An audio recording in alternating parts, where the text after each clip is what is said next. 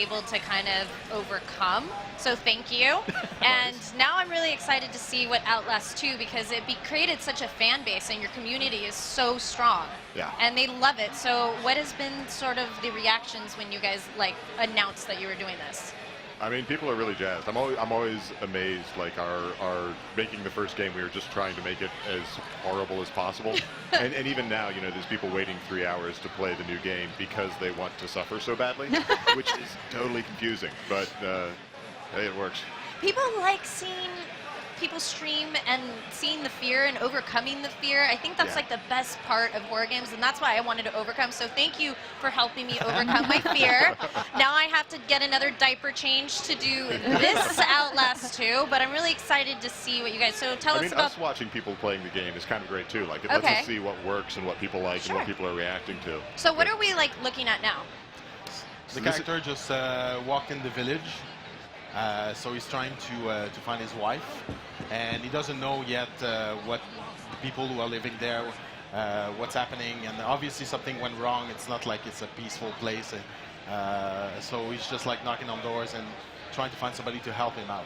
And this is in-game footage, correct? Yes. And so we're looking at a very clean user interface, and I know that in the past you very limited what the character can do. So what can we do in this game, and what can't we do? It's still all about immersion. So mechanics are only there to create an emotion, create a sense of being in that environment, make it feel real. So Wow, it's not what I would call a a gameplay-centric game. It's more like an experience. Right, that makes a lot of sense. And that experience, you said, is horrible. You want to show these people just abject terror. So I'm curious to know, as someone who has worked in this genre so much, you know, what is the science of enjoying terror? Like how when you're making this game are you like, this is terrifying and it hurts and I hate it, but that's good? You know, where do you find that balance? It's like a crazy interesting question that like applies to so much horror, and it's so hard to dial down on. I mean, like my favorite book about it, there's a book called Men, Women, and Chainsaws that's about sort of gender, sadism, and masochism in the experience of watching a movie. That's amazing. For this especially, like it is the way that Phil and the level designers treat the actual creation of the fear does feel very scientific, and a lot of it is about like pulling back and holding back and withdrawing and like letting the tension build. But why people want to do it? I mean, I think fear is necessary for us, right? Like it's something that we need to experience. Makes you feel alive. Yes, yes, sweating, pulsating. Yeah, I love it. And I know this character, we're seeing his view through a camcorder right now. So this is him filming what he's experiencing, right? At the same time, yes. Yes. So and you know, he's looking through the village, he's trying to find out what happened. Are there any other pieces of the plot you can tell us to set the scene? I mean, the other thing that we know is that this Jane Doe who was murdered, she was found wandering on the side of a road about 8 months pregnant and barefoot. You know, she's obviously from some backwoods place, and they've taken her to a hospital. And she, by the official record, strangled herself to death in the hospital. So that seems very difficult to do. Yeah, a little dubious. Yeah. It's getting more like evil, and I like it. Yes, yes. And so our main character, Blake, and his wife are investigative journalists who haven't bought that story, and now they're trying to find out what happened. Gotcha. And he becomes separated from his wife. You're saying she's looking for her. That's terrifying. I like to be buddies when I'm walking through a creepy wood with with crosses. I would rather have my husband there. See, that would be comfortable and pleasurable. Right. And that's not that would be fun. That's not us. I can see that. Yeah. Well, tell us a little bit about the comic book you mentioned that's going to bridge the two. Yeah, have you ever announced that before? No, I'm doing it right now. Yeah! Twitch exclusive! Yeah, I've written a bunch of issues of the comic that we're now having the pictures drawn and made pretty. Cool. And it's going to serve as a way to kind of, because there is like, there's our pirate dead babies. Oh, goodness. Keeping it classy. Goodness. But I mean, so it is a very sort of basic presentation when you're inside of the game, right? Like there's a lot of dialogue and stuff, but it's not that narrative unless you're actually reading all the emails and stuff. And with the comic, we sort of wanted to show how the narrative from the first one is going to lead to this one and what's going on in the world about. Cool. Yeah. So fun. One of my favorite things that I loved about the first one was the sound and the music. I feel like that is the pinnacle of what can make or break a game, and I've said it multiple times, but especially in horror, because that it starts messing with your cerebral, right? You start really kind of feeling it. Have you guys done anything for this one particularly this time around? Well, the composer is the same as the first game. He's back. Okay. The genre of music we're going for is a little bit different. The first one was more like classical music. Sure. This time it's more make you feel a little more like maybe True Detective, if you remember this. Yeah. So very early analog instruments, but nice it's still Americana. Yeah. Still trying, to create that feeling of uneasiness. Yes. But it's like you mentioned, it's really hard because sound usually comes in at the end, but because it is essential for the experience, it makes you feel like for a long time that it's just not working. The game is not working until the sound is there, and but the sound comes at the end. So it's kind of a leap of faith. But our sound designer, awesome. Francis Bruce, is like amazing. Like he does great stuff, and he's been spending a lot of time like in old barns with binaural microphones, kind of creeping Imagine that's your job. You have to research and you have to go to old bars. It makes more sense than my job. Yeah, right? Like recently, it was like, okay, we should have more bone crunching. That's awesome. I was wondering, I know sound designers use a lot of really creative things to create those sounds. Do you happen to know of any kind of funny anecdotes or crazy things that he's done and created? I know sometimes he leaves for a few days and goes to a chalet in the woods to record his stuff. I have no idea what happens there, but he comes back with sound. Wow. Chalet sounds fancy in French. He means shack. A shack in the woods to record sound. Yeah. Oh man, that sounds good. Well, here at Twitch, we're particularly interested in watching people play video games. And as Paolo mentioned, this is something that it's really fun to watch someone also be scared. What do you think about the streaming experience? What do you think streamers might enjoy about this game? It's something that, when we started working on the first game, we didn't know much about this whole thing going on. And we just went along with it, and it's been amazing. So many people know about Outlast even if they've never played it.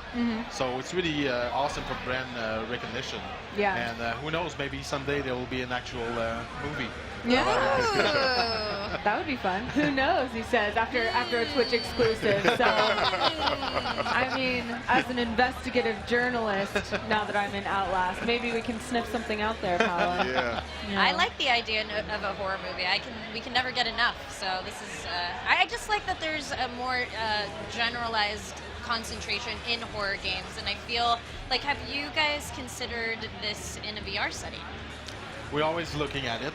It's just a matter of time. We're a small team. We're 18 people, so oh my God. we couldn't work on 2 projects at the same time. Of course. So for now, we're focusing on Outlast 2, but once it's out, a lot of people are asking for an Outlast VR experience. So I'm sure at some point it's going to come. Sorry, we're just dropping all these maybe exclusives.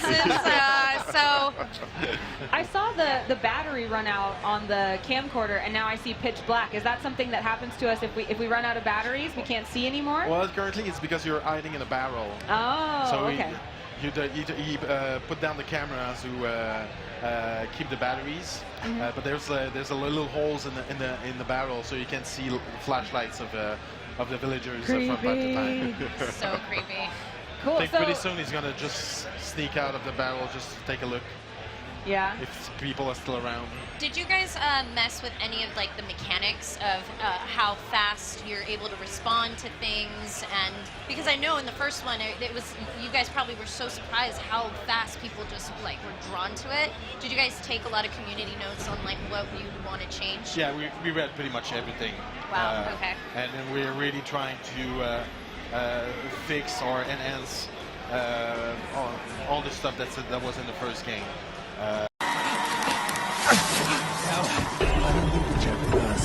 Power very wroth against us.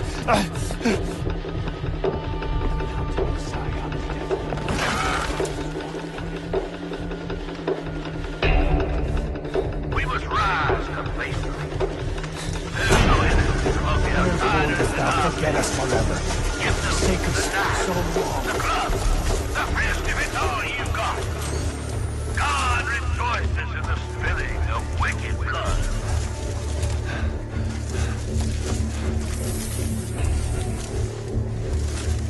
Lynn!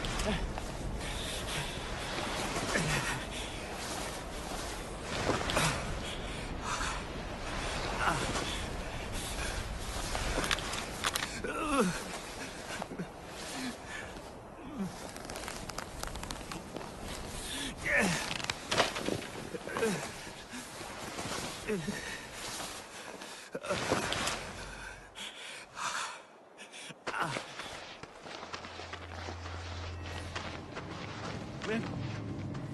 Lynn! Lynn! Lynn!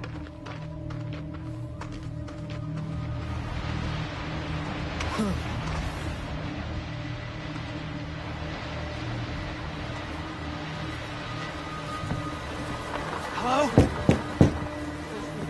I'm lost and hurt.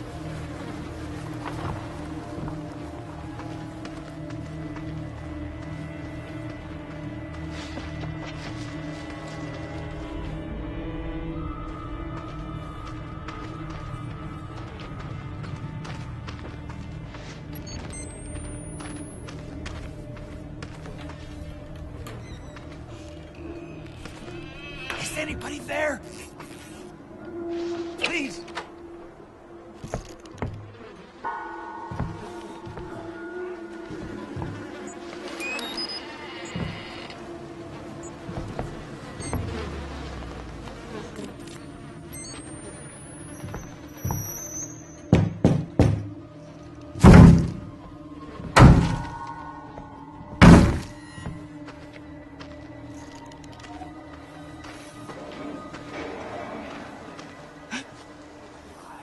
Who's...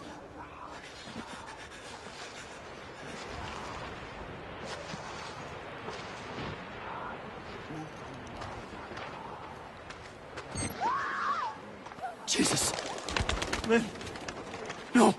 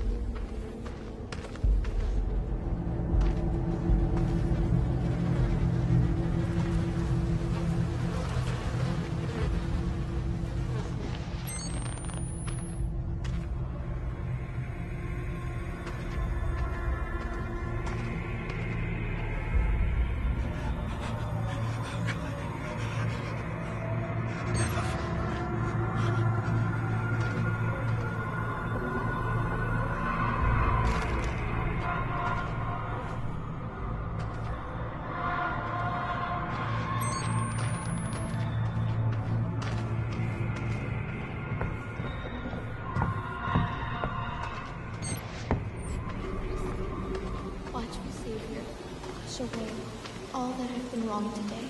Help me every day to be gentle, gentle, more like thee.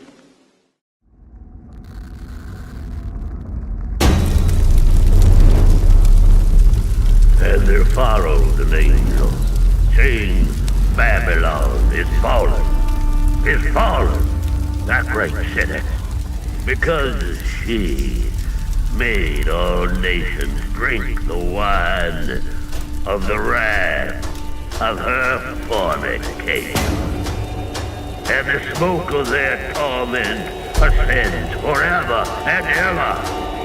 Then I looked, and lo, a lamb stood on the Mount Zion, saying with a loud voice, Fear God, give glory to him, for the hour